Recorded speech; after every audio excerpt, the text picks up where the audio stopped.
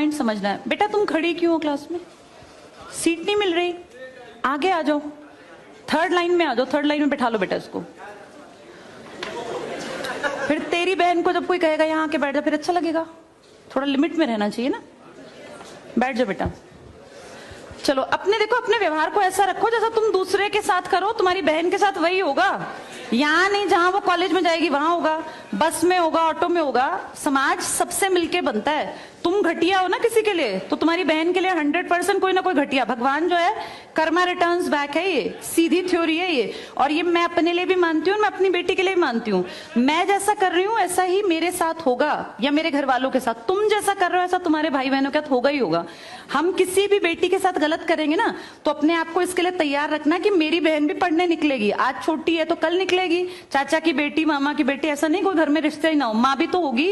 जैसा तुम कर रहे हो ऐसा तुम्हारी माँ के साथ जरूर घटित हुआ होगा। अब तुम कर रहे हो, बड़े अच्छे कई एड्स हैं, उसमें एक जवान लड़का ना सीटी बजा रहा होता है, तो उसकी माँ, देखा तुम लोगों ने वो, उसकी माँ कहती है बेटा मत कर। तुम्हारी उम्र का था वो लड़का, उसकी माँ लगा लो मेरी एज की मुझसे 2-4 साल बड़ी होगी, क्योंकि जो बच्चे 20 के हैं उनके माँ 40-45, उनकी माँ 45 साल तक की होती हैं। तो लगातार सीटियां बजा रहा है, उसकी माँ उसको कहती है बेटा मत कर, वो इरिटेट हो जाती है। तो फील करता है कि मेरी माँ ऐसा क्यों, मतलब क्यों चिढ़ रही है सीटी बजाने से, घर में बैठ के बजा रहा था सीटी। तो उसकी माँ को याद आता है कि जब मैं रोज बस स्टॉप पे जाती हूँ, 45 साल की अधेड़ उम्र की एक औरत, एक घटिया लड़का, मतलब ऐसे नहीं होते बिल्कुल ही घटिया जिनकी परवरिश हो, वो रोज उसको परेशान करता है, उस 45 साल की औरत को।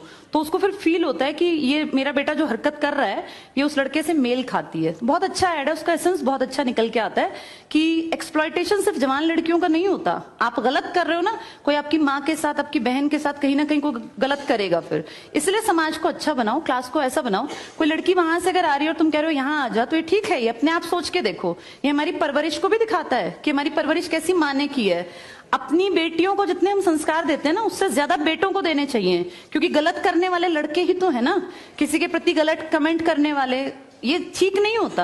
इतने काबिल बनो कि कोई तुम्हारे साथ बैठना चाहे। तुम्हें ये कहना पड़ रहा है कि यहाँ के बैठो, तुम कोई वो छिछोरे 70-80 के दशक के लड़के थोड़ी ना हो, पढ़े लिखे 21वीं-22वीं सदी के लड़के बैठे हो, तुम कोई बच्चे नहीं हो। अब अपने व्यवहार को इतना अच्छा बनाओ, क्योंकि जब गलत बात बोलो ना तो ये सोच के बोलना कि मेरे घर में जो औरत है ना उसको ये सहना पड़ रहा है कहीं ना कहीं।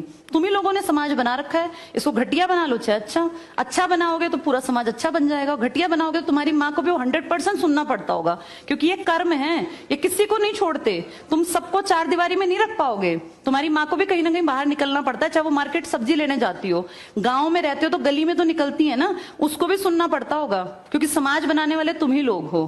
तो ये ध्यान रखो सबको कि भाई किसी को हमारे किसी भी कमेंट से बुरा ना लगे, और इनको अलग मत समझो। जैसे तुम्हारी बहनें ऐसी ये हैं, पसंद आना कोई अलग बात होती है, पर व्यवहार अच्छा रखना चाहिए। तुम्हारी परवरिश अच्छी माने की है, कम से कम ये दिखा के चलना। चलो ये टॉपिक